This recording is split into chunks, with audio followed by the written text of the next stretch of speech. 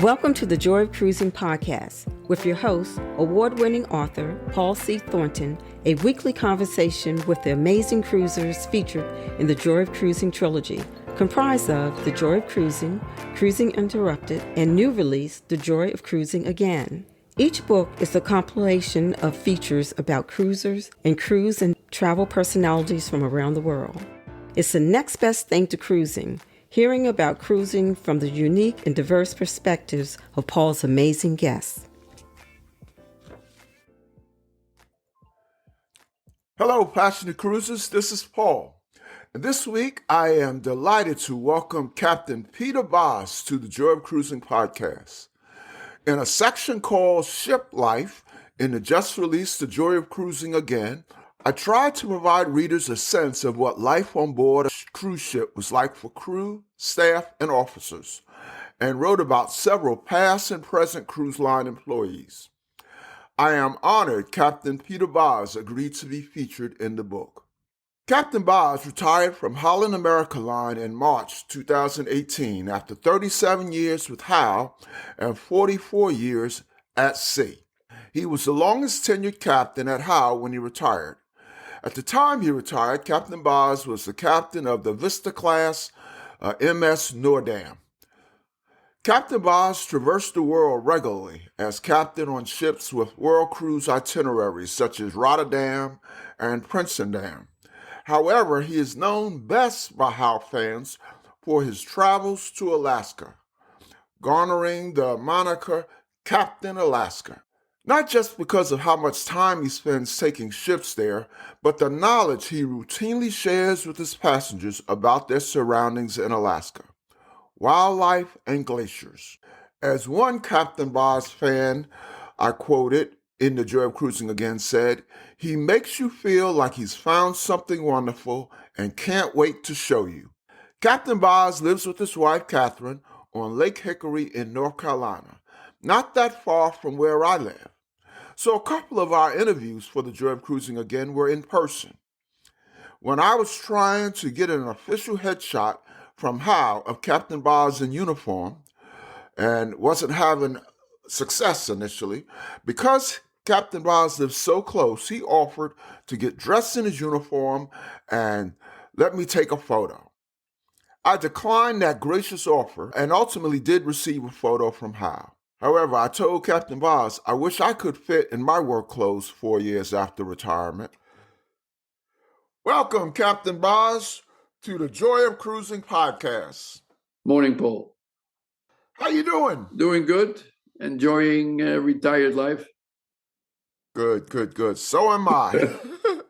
So before we discuss cruising and your amazing career, tell our listeners about yourself. Where you're from, where you live, your background growing up, whatever you would like to share.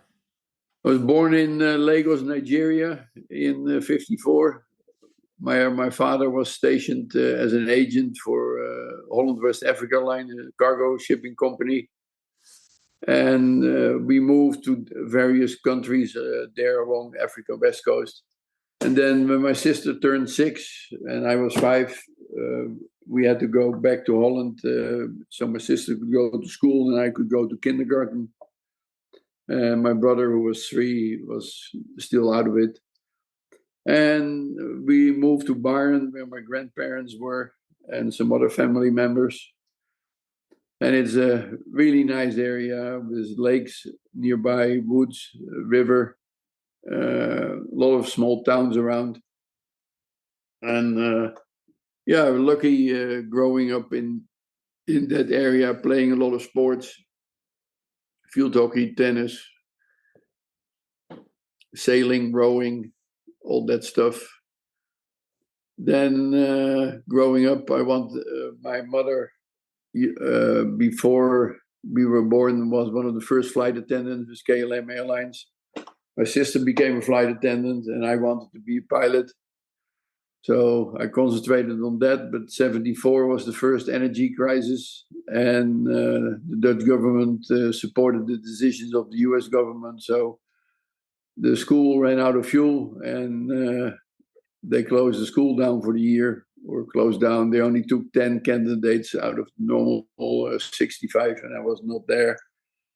Then I got a letter to join Her Majesty's Armed Services, but I needed some time to think things over. So I went to Nautical College, and that gave you a free pass for a year. And during Nautical College, I decided to apply for the Air Force Academy and got accepted. And somehow in that year that I was at the Air Force Academy, found out that I wasn't really a good match for that. So I called Shell Tankers, and they accepted me as a cadet after my 1 year with the Nautical College. And from then on, it was sailing and back to school, sailing back to school, sailing back to school to get your next license all the time. Then in 81, one of the first Persian Gulf Wars was out there, and they started shooting at tankers. And I had to go to school at that time again for another rank. And I said, that might be a good time to quit the tankers. And I had seen a cruise ship in the port of Curacao. And I said, man, that would be really nice. And in those days, the Love Boat was on TV. And Shell was reducing its fleet from 55 ships to 15 ships. And they were very active in helping you find another job somewhere. And Holland America Line, with their cruise ships, was on the list of companies that wanted to hire officers from other companies, or from Shell. And I spoke to an engineer who had been there, and he said, it's totally different, but he said, you're a people's person, and you'll really enjoy that instead of sailing around the Cape of Good Hope at 4 miles an hour for 3 months. And I applied, and after I passed my exam, I got in there, and I felt like a fish in water. It was a great environment to be in. And in those days, cruising was still very simple. And the ships were running themselves. That was all before email. And like a captain would go ashore once a week or once a month, call the office, a little piece of paper, and came back and told the ship what we had to do. And that's all changed since the computers came. Captain Bos, I remember you telling me when you were doing the tankers, the first time you laid eyes on a cruise ship. And it was in such romantic terms. Talk about that again. Well, I think it was the Song of America, if I'm correct. And the thing looked like an elegant swan, white, beautiful lines, huge contrast to the massive super tankers that were sailing in those days. And like watching Love Boat on TV, that maybe gave you a false impression, but for me it always worked out because I like having people around. You knew with that view of that first cruise ship, that was for you. That was for me, yeah. And you had never, obviously, but just to confirm, you had never been on a cruise ship, right? No, never. Mm-hmm. So when you participated in that program that Shell had with Holland America, and you got on the cruise ship, talk about that first experience, your first week on a cruise ship. I joined the Statendam, and there were actually a lot of new people on there. It was the oldest ship in the fleet. And everything was new. And there was an officer in charge of safety equipment. There was an officer in charge of navigation. There was an officer in charge of life-saving equipment. There was an officer in charge of administration and payroll and all those things. And on the tankers, all you did was stand to watch or go on deck and fill and empty tanks and open and close valves. So it was and you were alone on watch with a Chinese lookout. And that was about it. And if you're lucky, you had a Spanish sailor on your watch. And if you could speak Spanish, you could relate to that guy. But that was about it. And then on the passenger ship, boy, there were plenty of young people around, and the passengers were young. And the ship sailed out of Miami and into the Caribbean. And it was the good old days. It was partying. Contrast eating on the cruise ship versus when you were on the tankers. I gained weight like crazy. I think the first 3 months I gained 25 pounds. Wow. Yeah, that on the tankers you were always wrestling with the big valves, opening and closing them, and running over the deck and this and that. And on the cruise ship, there was a bar, and there was a social life, and there was food everywhere. And on the tankers, you got 1 or 2 eggs a week, and they brought it to your cabin, and then you could, depending on your shift, you could have the egg prepared yourself during dinner time, or do it yourself when you came off watch at 4 o'clock or something like that. And the highlight What, of tankers was 1 or 2 eggs a week. What did you eat the rest of the time on the tankers? Cheese and cold cuts and marmalade, stuff like that. So take us through the progression of your Holland America career from the time you started on the Staten to becoming a captain of a ship. Oh, I joined the Staten as third officer, and I was in charge of life saving. Then the next contract, I went to Veendam and Volendam. I did 2 contracts in a row with only a 2-week break in between, and I did safety there. And then at a certain point, I went to a new build in France of the Noordam in 83, 84.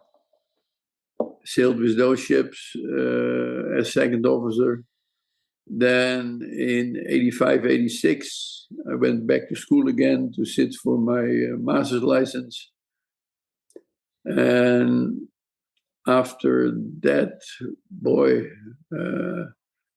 you became a senior second, and then at a certain point you became chief officer, but don't remember when the first time was that.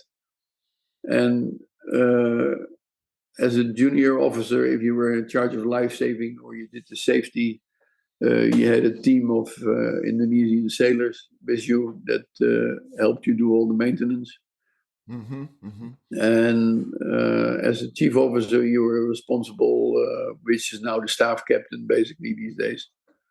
You were in charge of the whole deck department, but on our cruise ships, you also had the upholsterers and the carpenters and the locksmith under you. And that has kind of evolved a little bit, that those things were taken away from the deck department, and they were put under a maintenance manager. And as chief officer, you in the beginning you also had the medical department under you. That went at a certain point back to the captain, but then it went back to the staff captain again. It's always evolving and changing, and depending on how the industry changes. And now, I'm sorry, go ahead. Yeah, and then eventually, what was it? 93, I was captain for 4 days when the captain, his mother, passed away during the world cruise. So he had to fly home in China, and he came back in Singapore. So it was my first taste of captain. And then later in 96, 97, I had been captain a few times. My wife said, I don't really like this. It's like living in a little glass house. Everybody knows who I am. Everybody knows who you are. And I missed running the deck department as a captain. You're alone in what they call the hook house.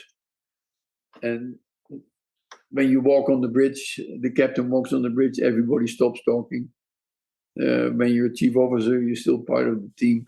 So I told the company I would really like to go back to staff captain and wait it out. So I got the newest ship, the Rotterdam, as a staff captain. And then a year and a half, 2 years later, the two captains, one of them retired and the other one went to work as an instructor at the Nautical College in Auckland, New Zealand. So basically the only one who knew the ship was me. So they asked me, are you ready for becoming captain again? And I said, yeah, I had 2 good years.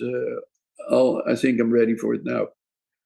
Now, Captain Bos, what changed in you where you initially had some misgivings about being a captain, and now 2 years later you become the permanent captain of your ship of a ship, and I think that was the flagship, right? That was the newest ship. Yeah, there was the flagship Rotterdam. Uh-huh. So how did you become comfortable with the notion of being a captain? Well, you sail 2 years with under other guys, and you pick up what they do. And I was captain on the old Rotterdam, and when you go on the newer ships, there's more power, there's more equipment that helps you, and I matured a little bit more, and that I say, yeah, I'm ready for it. Because when you're a young guy, all of a sudden you have the responsibility over 2,000 people, 24 hours a day, 7 days a week for 4 months long. And there's not really a day off. Now, you mentioned earlier, you were captain for 4 days, and you would go up and down from being a staff captain to being a captain. Talk about that jumping up and down. I assume when you're on those days you were captain, or those weeks you were captain, you got paid at a different rate, and then subsequently you would go back to being a staff captain. Is that how it worked? Yeah, but I mean, the pay was not really an issue. Yeah, when you're at sea, you don't spend money. So when you come home, you look at your bank account. Yeah, I was in the highest scales of the staff captains, which are almost equal to the lower scales of captains. So there was not much variance in salary at that point. And that has grown a little bit more with the responsibility and the size of the vessels and things like that. So, handling it mentally was no problem for me. There's people who see it as a demotion. I mean, I asked for it myself, so I didn't see it that way. And yeah, I could live with it.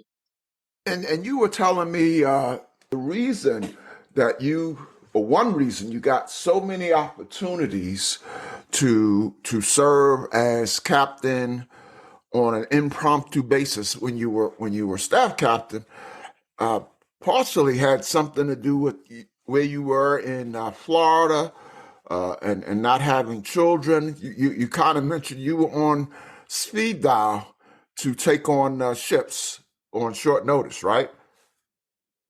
Yeah, I lived in Mount Dora, Florida, and so in 4 hours I could be in Fort Lauderdale, or in an hour and a half in Port Canaveral. And they basically, if they needed somebody, they called me, because they knew I would most likely be home, and I didn't have to watch out for children when their school vacations were, things like that. They knew exactly when I would go to Holland to visit my parents or to take a training course, although a lot of training courses were being held in the States in those days. So I was a very convenient person for them to call. And in those days, you could jump from ship to ship. Now you need to get a type rating, like in the airline industry. You need to at least do 1 or 2 weeks of overlap with another captain if you go to a different class of vessel. Mm-hmm, mm-hmm. So being on the company's speed dial and always being able to lend a hand when they needed you, I would think that puts you in good stead with the company. I don't know. It's always a matter of being at the right time at the right place. Like if you just did 4 months at sea and you're ready to go on vacation, and they ask you, "Will you stay another 2 months?" But you become captain. Some guys will jump to the occasion, and others will say, "No, I'm tired after 4 months. I want to go home." Uh-huh. And then another person gets a chance, and that's how it goes in life. So I mentioned in the intro that you essentially sailed the world on a number of world cruises. What are some highlights of that? World cruise is the passengers are like an elite club. They went year after year after year. Some of them started as young people with their parents and kept it going. Others started when they retired. And if you do a couple of long cruises or world cruises in a row, you really get to know the passengers. I was 11 years on the old Rotterdam, and like every Christmas, the same people would come on board, and it was like a big family. And a lot of those also stayed for the world cruise already. And it was the most interesting itineraries because the rest of the fleet was basically in the Caribbean. And if you were lucky, in the summer you could go to Alaska. Then in the I think in the late 80s, early 90s, we started cruising in Europe. And then Europe started growing and growing. And the same thing around 2000. Australia and New Zealand started getting popular, maybe 2005. Because I remember when I went there for the first time, there was the Pacific Dawn and there was us. And you could go anywhere you wanted in New Zealand. And now every port is double booked with ships. So it changes. So the world cruises were in high demand for the itinerary. But you also knew you had to do a lot of social duties. They have the officers' balls, they have the officers' dinners, and you're representing the company there. So a lot of social claim on your time. Well, speaking of social duty, you met your wife Catherine on World Cruise, right? No, it was a Panama Canal cruise. Panama Canal Cruise. Yeah, that. And want to say a little bit about how you met? I thought it was a very romantic story. She was assigned to dinner next to me, and from one thing came the next, and after that we were married in record time. I know I teased you in the book. You told me that the maitre d' sat her next to you, and I teased you that you sure you and the maitre d' weren't in cahoots? No. I mean, in those days, you don't know anything about the passengers. As an officer, the maitre d' is the one who knows everybody.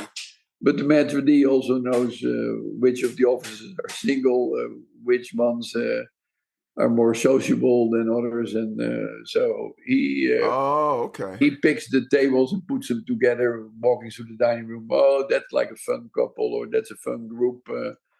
We'll place them with somebody. Okay. That's good insight. So many Howe fans refer to you as Captain Alaska. Do you know how you got that name?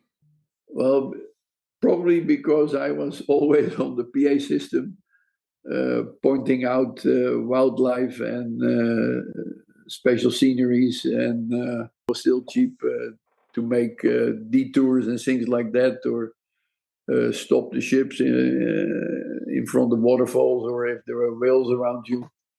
And yeah, there's other guys who are not interested in that, and it makes a difference. People started noticing it, that I was interested myself. Say some more about your passion for Alaska and why so many fondly recall your sailings. In the Caribbean, it's basically it's dark from 6 p.m. till 6 a.m. And then you're at the next port and the next beach and the next coconut tree. In Alaska, it's daylight 22 hours a day. And you're always sailing in inland, inside water, so there's always something to see. In the Caribbean, it's dark, and you cross from one island to the next, and you see nothing. Mm-hmm. And Alaska, there's always something. And if you pay attention, then there's way more to see. And the engineers would tell you, you guys are picking your nose 4 hours on watch, there's nothing to see.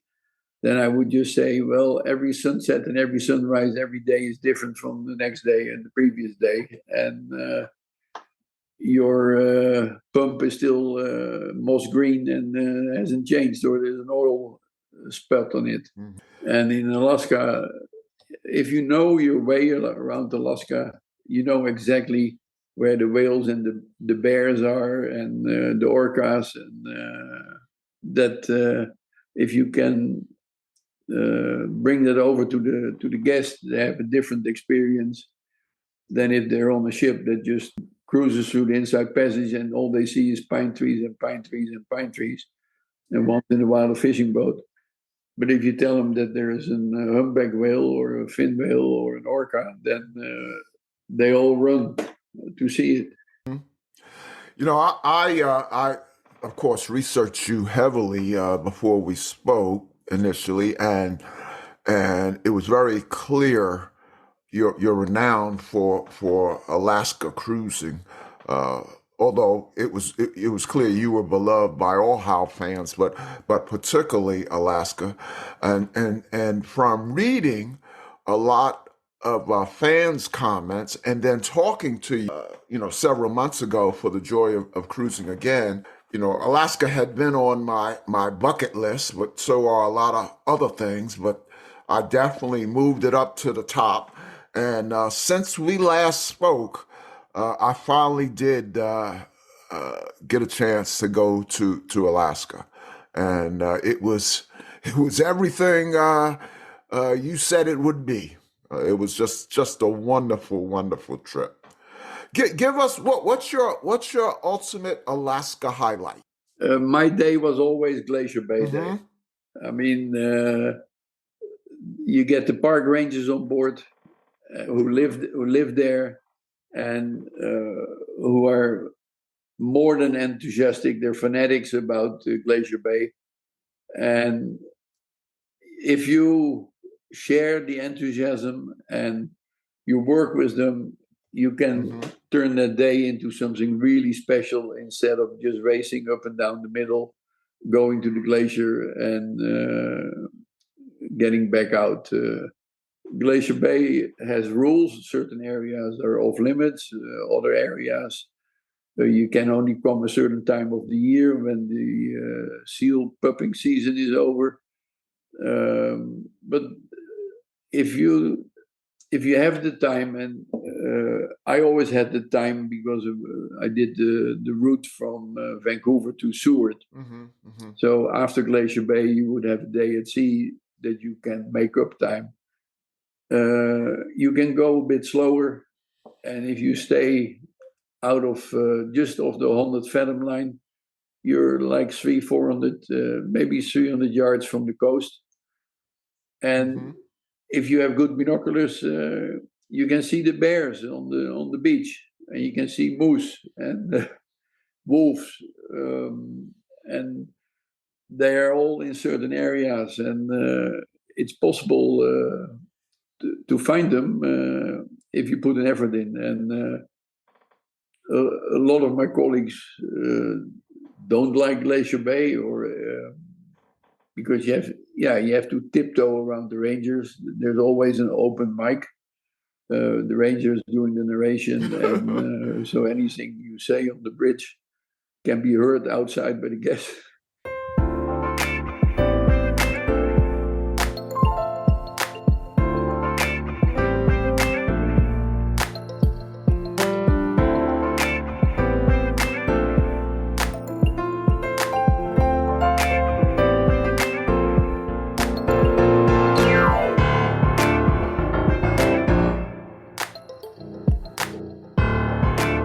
When we went to Glacier Bay, we had 2 park rangers come on board, and it just so happened that they were husband and wife. Yeah. So one gave sort of a running commentary. It was over several hours on the ship's PA, and then the husband, he did a slideshow in the auditorium. Yeah. They were great. Both of them were great. They lost me at the end, though. They were getting ready to go on a kayaking trip of Glacier Bay on their own, and they were talking about the provisions that they had to pack. And when they said bear spray, that's when they lost me. Yeah, I know. There's Glacier Bay is by permits, and there's kayakers, and the kayakers, they can either start at the main office, or they can ride on a boat that drops them off. Things like that exist, but there's grizzly bears everywhere. So, Peter, why did you retire? In the end, after so many years having the responsibility, it starts to weigh on you. The technology was changing very quickly. Every 3 months, basically, we had to fly to Europe to do training and more training courses. You can feel that the junior officers are seeing you as an obstacle in their promotion path. There is more and more paperwork, less and less sailing. And when I started, it was the good old days of cruising. And now I think for a lot of people, it has become a job. And I think it's the same for airline pilots. In the beginning, they enjoy flying. At a certain stage of their career, they see themselves as a bus driver. Then they go to a new type of aircraft, and they probably enjoy it again. They learn new things. Yeah, you reach a saturation point, I think. And I got there, and you also, when you know that you're counting the days because you want to finish your career accident free, that's also not a good sign, I guess. Right, right. So I had a lot of leave standing out, and the company gave me an option that I could use my leave, but at the same time I could stay under contract and become an instructor in the simulator center in the Netherlands. And I could go to an ice pilot training course for Greenland and Antarctica. And I could sit in on promotion panels when they have candidates to be promoted to captain or staff captain. They run them through the simulator and they need to be judged. So they gave me a few options. There were projects in the office looking at itineraries or working for port development, flying you to a port and talk to the local authorities what could be done for the ship if it would be a good match. And I said, yeah, I'm too young to stop, but I'm too old to keep on sailing. And I guess I picked the right time, because then a little bit later COVID started and nobody sailed for 2 years. So that mini career that you had after you stopped sailing, working in the with the ice piloting and the simulation center and the promotion panels, that lasted for another couple of years. Say a little bit about what's an ice pilot. They need an independent outsider on the ship when they go to Antarctica, who can spend his time looking at ice charts, weather charts, who has been there and who is an extra on the bridge navigation team. And depending what company is there, they either let the ice pilot do the sailing like a normal harbor pilot, or the ice pilot just stays an advisor on the outside, and the ship's officers, they do it. And yeah, there are 20-day cruises, basically from Santiago, Chile to Buenos Aires, 23 days, and then you do 4 days in Antarctica. And those are the 4 days that you actually work. But since getting on and off the ship in Ushuaia or Punta Arenas is tricky with the weather, doesn't always go, they put you on for the full 23 days, even if you only work 4 days. And I was fortunate on the last one to bring my wife, so she got to see it as well. The first 5 times I went there, I was just alone. And then you were actually on a ship when COVID kind of cut everything off, right? Yeah, we were lucky. We got off in Ushuaia, and the ship sailed on towards Santiago, the port there on the Chilean coast, and then did one more trip. And then basically COVID really broke out. And that's when people started getting sick on ships and ashore all over the world.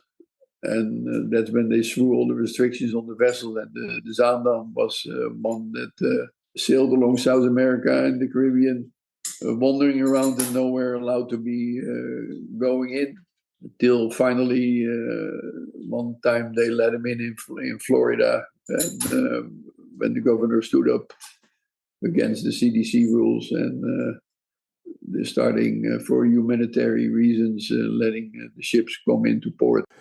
And that was it. So how are you spending your time these days? Play some golf, motorboat, running errands, visiting thrift stores, and going to Costco, where I occasionally run into you. Visiting doctors. The golden years are a lot of doctors' offices. Tell me about it. So I know that you haven't cruised for pleasure since leaving Hull. Say something about that. Yeah, I know I don't need to make a cruise. The only thing I would be interested in is a river cruise in Europe. So, but we also have dogs and cats here, so always depending on house sitters. And this year we found house sitters for a month, but we decided to spend time with family in Europe and not yet go on a river cruise. So we'll see later. So you will go on a cruise, but it'll be a river cruise. It will be a river cruise in the near future if all goes well. Good. That's another thing that I am pursuing since we last spoke. I have a river cruise, my first river cruise booked it's not until 2024. Okay. Have you identified any particular ones that you're interested in, or you just I want to go from still Amsterdam to Budapest. okay? Okay. Might have to take two ships with bus trips in between, I think. But I'll figure that out when time comes. So what's on your bucket list, travel or otherwise? What do you want to do in retirement? I've traveled my whole life, so I'm totally happy to stay home or go a week here or a week there. I have some friends on the West Coast. I need to see those. The 15 years I spent in New Zealand, I got to know a lot of people there. I would like to visit them and not having to leave at 5 o'clock in the afternoon again. Mhm. So we'll just play it by ear, see as it comes. Well, Captain Bos, before we let you go, a couple of light cruise questions. What's your favorite cruise food? Steak. That was emphatic. Yeah, I must say, if you walk into a dining room and 600 or 700 people are eating a lobster tail, the lobster produces a certain smell that is at that point not appetizing to me. And the ships for Holland America have these specialty steakhouses. And man, if you have a good steak, I love that. Can't beat that. I was just about to ask you, do you take advantage of the specialty restaurants much? Yeah, we have privileges that we're allowed to go there for free. But also depending on how busy the dining room is or how many VIP guests are on board. Hmm. Instead of doing dinners, when you have a port the next day, I took the opportunity to eat in the specialty restaurant during lunchtime with VIP guests.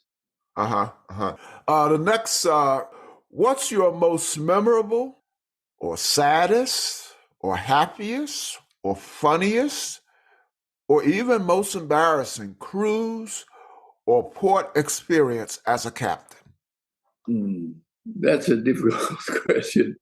I remember I've only been scared once in my life, and that was on the North Sea in 2000 with the new Rotterdam. The waves were like 75 feet high, and it was just unbelievable how the ship was going, and that's where I said, "Man, this thing better stay together and keep going because else."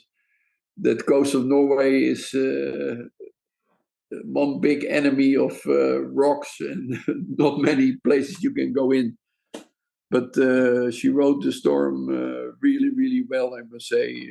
We basically laid still with the swells coming at a little angle on the bow, and that's how we just kept her under control. But 75-foot waves are not nice to look at. I can tell you that. Now you say you were scared. What was the response of the passengers? I had sent them all to bed. I told them that it would get pretty rough, and but it got rougher than they predicted. They Wow. predicted like 30-foot seas and 60-mile winds, and it turned into 75-foot seas and 100 and something mile winds. Wow. Yeah, Wow. that was a bit of a surprise. Now, didn't one time when I was researching you, I thought I came across one instance where you actually saved someone. There was a ship that was, I can't remember the details. Do you know what I'm referring to? No, we were sailing with the old Noordam in the 80s along the coast of Costa Rica, somewhere there, and we were like 20 miles offshore. And a passenger called the bridge that they were walking on deck, and they heard somebody call for help. So we turned the ship around, and we started looking, and sure enough, we found a guy floating there 25 miles offshore. And so we took him on board, but we didn't know much about him. And then we found out he was a U.S. citizen and things like that. But we kept him locked up, and we let him out on deck to air with a security guard. And then he jumped overboard again, 2 days later. You're kidding. So we had to go and rescue him again. And by that time, we were on the way to L.A. And he gave the CBP the name of his brother, and the brother identified him as a U.S. citizen, and they let him walk free. Wow, what a story. How did he get in the ocean in the first place? Well, he thought he would get on a ship that would go to the States, but then he found out that the ship was going to Japan, and he jumped overboard and said, "I'll swim back to the shore." Oh, so now he wasn't originally on the Holland America ship, right? He was from another ship? Yeah, well, he was vacationing in Costa Rica, and he got on a cargo ship and jumped overboard. Okay. Wow, that's quite a story. Well, Captain Bos, thank you so much for coming on the Joy of Cruising podcast, and continued all the best to you in retirement. And if you beat me on a river cruise, I'll be looking forward to chatting with you about it. And if I beat you, I'll tell you all the details. Sounds good, Paul. All righty. Pleasure. All righty. Well, I will talk to you in the future. Thank you so much for being a part of the Joy of Cruising again. And then thank you also for coming on the Joy of Cruising podcast. All the best to you, Captain Bos. Usually I close sessions by saying, I will see you on the ocean. So in your case, I'll say, I will see you on the river. Sounds good to me, Paul. All righty.